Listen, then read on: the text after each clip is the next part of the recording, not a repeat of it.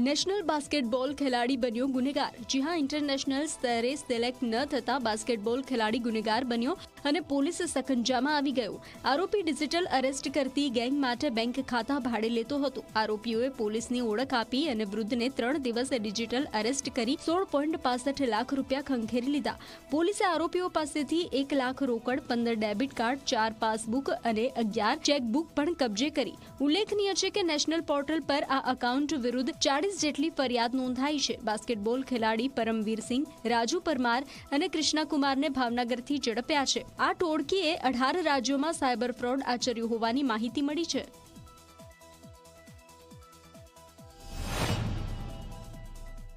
રાજુ પરમારે પોતાનું એકાઉન્ટ પૈસા કમાવા માટે કિશનને ભાડે આપેલું હતું। કિશન આ એકાઉન્ટ એક નેશનલ બાસ્કેટબોલ પ્લેયર છે પરમવીરસિંહ, જે અંડર 19માં 6 વર્ષ સુધી રમેલો છે, એમને આપેલું હતું।